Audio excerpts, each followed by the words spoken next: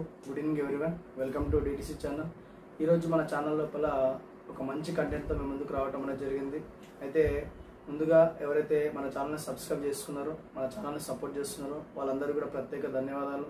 మరి ఇంకెవరైనా మన ఛానల్ని సబ్స్క్రైబ్ చేసుకోకపోయినా, లైక్ చేయకపోయినా, షేర్ చేయకపోయినా మీరందరూ తప్పకుండా మన ఛానల్ని సబ్స్క్రైబ్ చేసుకుని లైక్ చేస్తూ, షేర్ చేస్తూ మమ్మల్ని అందరినీ సపోర్ట్ చేస్తారని ఆశిస్తున్నాను. సో ఈరోజు టాపిక్ వచ్చేసి కర్మ. అంటే ఇది ఏ కులము, ఏ మతము, ఏ జాతి అనే దానికి సంబంధం లేకుండా ప్రతి ఒక్కరి జీవితం లోపల కర్మ అనేది ఉంటుంది. కర్మ అంటే మన జీవితంలో మనం చేసేటువంటి చర్యలకు ప్రతిచర్యలను మనం అనుభవించాల్సి వస్తుంది. దాన్నే కర్మ అని అంటాం. అంటే నువ్వు మంచి చేస్తే నీకు మంచి, నువ్వు చెడు చేస్తే నీకు చెడు జరుగుతుంది. చాలామంది దీన్ని నమ్మరు. బట్ నమ్మినా నమ్మకపోయినా మన జీవితం లోపల కర్మ అనేది ఖచ్చితంగా ఉంటుంది. దానికి ఎగ్జాంపుల్గా మనము అంటే మన జీవితంలోనే కాదు, అంటే సామాన్యంగా ఒక మనిషి మాత్రమే కాదు, సాక్షాత్ దేవుళ్ళు కూడా ఈ యొక్క కర్మకు లోన్ కావటం అనేది జరిగింది. దానికి ఒక ఎగ్జాంపుల్గా ఈరోజు మీ అందరికీ ఒక చిన్న స్టోరీ రూపం లోపల మీ అందరికీ అసలు కర్మ అంటే ఏంటిది అనే దాని విషయం గురించి మీ అందరికీ ఎక్స్ప్లెయిన్ చేసేటువంటి ప్రయత్నం చేస్తాం. మీరందరూ కూడా వీడియోని లాస్ట్ వరకు చూసేటువంటి ప్రయత్నం చేయండి. అప్పుడు కర్మ అంటే ఏంటన్న విషయం మీ అందరికి ఖచ్చితంగా అర్థమవుతుంది. సో మీ అందరూ పైన ఛానల్కి సంబంధించినటువంటి థంబ్నెయిల్ చూశారు. ఏం చూశారు? శ్రీకృష్ణుడి యొక్క చావుకు కారణము రామాయణంలో ఉందని చూశారు. నిజంగా చెప్పాలంటే శ్రీకృష్ణుడు చనిపోవడానికి కారణం తన యొక్క కర్మ. మరి ఏంటి ఆయన చేసినటువంటి కర్మ, అది రామాయణంలో ఎక్కడుంది అనేది ఈరోజు వీడియో లోపల తెలుసుకునేటువంటి ప్రయత్నం చేద్దాం. సో సహజంగా శ్రీ మహావిష్ణువు యొక్క అవతారాల లోపల ఒక అవతారమే రామావతారం. సో రామాయణం లోపల మనకు మొత్తం 6 కాండాలు ఉంటాయి. ఈ 6 కాండాల లోపల కిష్కింధ కాండ అని ఉంటుంది. మీ అందరూ బాగా తెలిసినటువంటి విషయం. కిష్కింధ కాండ లోపల ఒకసారి ఏమైందంటే సీత అన్వేషణలో భాగంగా రాముడు అడవిలో ప్రయాణిస్తున్నటువంటి సందర్భం లోపల సుగ్రీవుని దగ్గర స్నేహం చేస్తాడు. సుగ్రీవుని దగ్గర స్నేహం చేసినప్పుడు సుగ్రీవుడు రాముడికి సహాయం చేయడానికి సిద్ధపడతాడు. అదేవిధంగా రాముడు సుగ్రీవునికి సహాయం చేయడానికి సిద్ధపడతాడు. అలా ఇద్దరు స్నేహితులు ఒకరికొకరు సహకరించుకుంటారు. సో దాంట్లో భాగంగానే సుగ్రీవుడు తన అన్న వాలి సుగ్రీవుని తన రాజ్యం నుంచి బహిష్కరించినట్టు, అంటే కిష్కింధ రాజ్యం నుంచి బయటకు పంపించేసాడు సుగ్రీవుడు.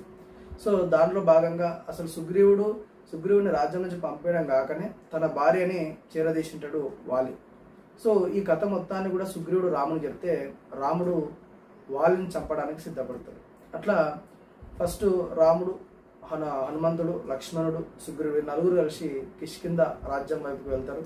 వెళ్ళిన తర్వాత రాముడు ఉండి ధైర్యంగా చెప్తాడు, సుగ్రీవ నువ్వు ఎలాంటి భయం లేకుండా మీ అన్న దగ్గరికి వెళ్ళి యుద్ధం చేయని చెప్తే, సో రాముడు ఉన్నాడన్న ధైర్యంతో సుగ్రీవుడు వాలిపైన యుద్ధం చేయడానికి బయలుదేరి సుగ్రీవుడు వాలి దగ్గర యుద్ధం చేయడానికి బయలుదేరుతాడు. వాలి దగ్గరికి వెళ్ళి వాలి యుద్ధం చేద్దాంరా అని పిలిస్తే వాలి యుద్ధం చేయడానికి వచ్చినప్పుడు విపరీతంగా సుగ్రీవుని కొట్టడం అనేది చేస్తాడు వాలి.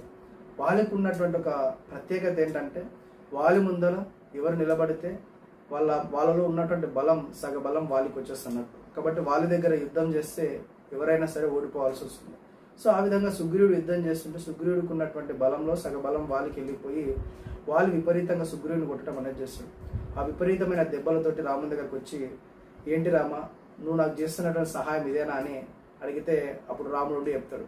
ఏమని చెప్తాడంటే, లేదు సుగ్రీవ, రూపంలో మీ ఇద్దరు ఒకే విధంగా ఉండడం వల్ల మీ ఇద్దరిలో వాలి ఎవరు, సుగ్రీవుడు ఎవరు అన్న విషయాన్ని నేను గ్రహించలేకపోయినా, అందువల్లనే ఎవరిపై బాణం వేయాలన్న విషయం అర్థం కాక నేను ఏం చేయలేకపోయానని చెప్తే అప్పుడు లక్ష్మణునికి రాముడు చెప్తాడు, ఆ పక్కనే ఉన్నటువంటి నాగకేశ్వరులు అతను తీసుకొచ్చి సుగ్రీవుని మెడలో వేయమని చెప్తే లక్ష్మణుడు ఆ యొక్క మాలను తీసుకొచ్చి సుగ్రీవుని మెడలో వేస్తాడు. ఇప్పుడు నువ్వు ధైర్యంగా వెళ్ళి యుద్ధం చేయని చెప్తే ఇప్పుడు ధైర్యంగా వెళ్ళి సుగ్రీవుడు మళ్ళీ వాళ్ళ దగ్గర యుద్ధం చేస్తాడు. అట్లా ఇద్దరు అన్నదమ్ములు కూడా భీకరంగా యుద్ధం చేస్తుంటే చెట్టు చాటు నుంచి రాముడు ఎవరి మెల్ల అయితే నాగకేసరులతో ఉంటుందో వాళ్ళని సుగ్రీవునిగా భావించి, లేని వాళ్ళని వాలిగా భావించి తన దగ్గర ఉన్నటువంటి బాణాన్ని తీసుకొని వాలి పైన ప్రయోగించడం అనేది చేస్తుంది.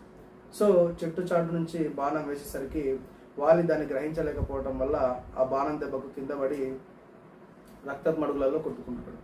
రాముడు అక్కడికి నడుచుకుంటూ వెళ్తాడు. వెళ్ళినప్పుడు వాలి రాముని కొన్ని ప్రశ్నలు వేస్తాడు.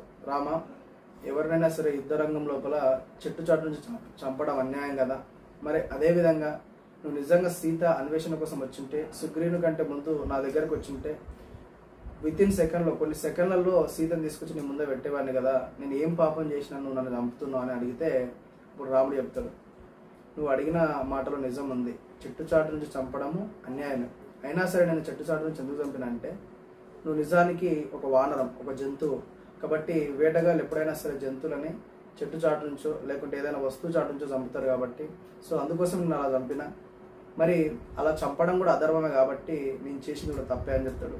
మరి నువ్వు చనిపోవడానికి ప్రధాన కారణం వచ్చేసి నీ సొంత తమ్ముడి భార్యను నువ్వు చేరదీసినావు. కాబట్టి అది చేసినటువంటి ఆ పెద్ద తప్పుకు నీకు చావే న్యాయం. కాబట్టి సొంత తమ్ముడి భార్యను ఆ విధంగా చేయడం తప్పు అన్న ఉద్దేశంతో నేను చంపడం జరిగిందని చెప్తాడు. సో అదేవిధంగా ఆ టైం లోపలనే రాముడు వాలికి ఇంకొక మాట చెప్తాడు.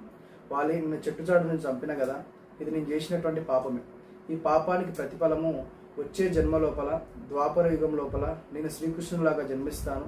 అప్పుడు నువ్వు ఒక బోయవాడిగా, ఒక వేటగాడిగా జన్మించి నేను ఒక చెట్టు పైన నిద్రిస్తున్న సమయం లోపల ఈరోజు నేను ఏ విధంగా అయితే చెట్టుచాటు నుంచి బాణం వేసి నిన్ను చంపాను, నువ్వు కూడా నన్ను అలాగేనే బాణం వేసి చంపుతావని రాముడు అక్కడ ఉన్నటువంటి వాలికి చెప్తాడు. అలా చెప్పేసి వాలి చనిపోతాడు.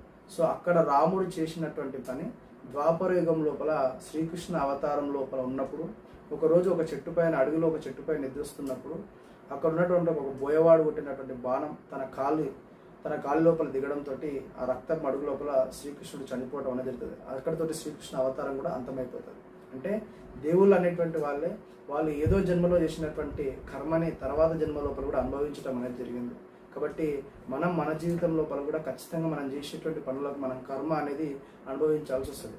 కాబట్టి ఎవరు చూడట్లేదు కదా అని, అందరూ చూస్తున్నారు కదా అని ఏ పనులు చేయకండి. ఎందుకోసం అంటే ఎవరు చూసినా ఎవరు చూడకపోయినా మనల్ని అందరూ నిరంతరం ఆ పంచభూతాలు అనేవి పరిశీలిస్తుంటాయి. కాబట్టి మనల్ని శిక్షించేయడానికి ఏ దేవుల్లో రాక్షసులు రావాల్సినటువంటి అవసరం లేదు. ఆ పంచభూతాలు ఏదో విధంగా మనల్ని శిక్షిస్తాయి. కాబట్టి జీవితం లోపల మీరందరూ కూడా ఎలాంటి తప్పు పనులు చేయకండి. అందుకోసమే ఎప్పుడు న్యాయంగా బతకండి, ఒకరిని అన్యాయం చేయకండి. వీలైనంత వరకు మీరు అన్యాయమైనా సరే కానీ మిగతా వాళ్ళని అన్యాయం చేసేటువంటి ప్రయత్నం చేయకండి. అలా చేసిందంటే దాని యొక్క కర్మ ఫలితము మీరైనా, మీ పిల్లలైనా, మీ తర్వాత తరం వాళ్ళైనా ఎవరైనా ఖచ్చితంగా దాని యొక్క ఫలితాన్ని అనుభవించాల్సి వస్తుంది. మీరందరూ గుర్తుపెట్టుకోండి, నువ్వు సైన్స్ను నమ్మినా, లేకపోతే నువ్వు మైథాలజీని నమ్మినా, నువ్వు ఏది నమ్మినా నమ్మకపోయినా జీవితంలో కర్మ అనేది ఖచ్చితంగా ఉంటుంది. ఎందుకోసం అంటే న్యూటన్ చెప్తాడు తాళ్ళ, నువ్వు బంతిని ఎంత గట్టి కొడితే అంత గట్టిగా రిటర్న్ వస్తుంది. లైఫ్ కూడా అంతే. నువ్వు ఎంత కష్టపడితే అంత సక్సెస్, నువ్వు ఎంత సుఖపడితే తర్వాత అంత సుఖం కాదు, అంత కష్టం ఉంటుంది. కాబట్టి భూమి మీద మీరు ఏది అబ్జర్వ్ చేసినా సరే గుర్తుపెట్టుకొని, మంచి ఉన్న దగ్గర చెడు ఉంది, దేవుడు ఉన్నాడంటే రాక్షసుడు ఉంటాడు, తీపి ఉందంటే చేతి ఉంది. ఇట్లా ప్రతి దానికి కూడా ఒక దానికి సంబంధించి ఆపోజిషన్ అనేది ఉంటుంది. కాబట్టి మన జీవితంలో కూడా మనం చేసేటువంటి ప్రతి పనులకు కూడా దానికి సంబంధించినటువంటి కర్మలు అనేవి ఉంటాయి. కాబట్టి ఎవరు చూడట్లేదని ఏ తప్పు చేయకు, అందరూ చూస్తున్నారు కూడా ఏ తప్పు చేయకు. మనల్ని అందరినీ పరిశీలిస్తున్నటువంటి వాడు ఆ పరమాత్మ. కాబట్టి ఆయన నుంచి మనం ఎవరైనా తప్పించుకోలేము. కాబట్టి సో దయచేసి మీరందరూ కూడా ఈ యొక్క కర్మ సిద్ధాంతాన్ని గుర్తుపెట్టుకొని మీ జీవితం లోపల ఎలాంటి తప్పులు లేకుండా అందరూ నీతి, నిజాయితీ, ధర్మం అనేటువంటి విషయాలపై ఆధారపడి జీవిస్తారని ఆశిస్తున్నాను. నేను ఏదో ఎక్కువగా చెప్పినట్టు భావిస్తే నన్ను క్షమించండి. ఇందులో ఏమైనా తప్పులు ఉంటే కూడా క్షమించండి. ఈ వీడియో పైన మీకు ఏమైనా కామెంట్స్ పెట్టాలనిపిస్తే ఖచ్చితంగా వీడియో కింద కామెంట్ చేసేటువంటి ప్రయత్నం చేయండి. మరియు మర్చిపోకుండా మన ఛానల్ని ప్రతి ఒక్కరు కూడా సబ్స్క్రైబ్ చేసుకోండి, లైక్ చేయండి, షేర్ చేయండి. Thank you everyone.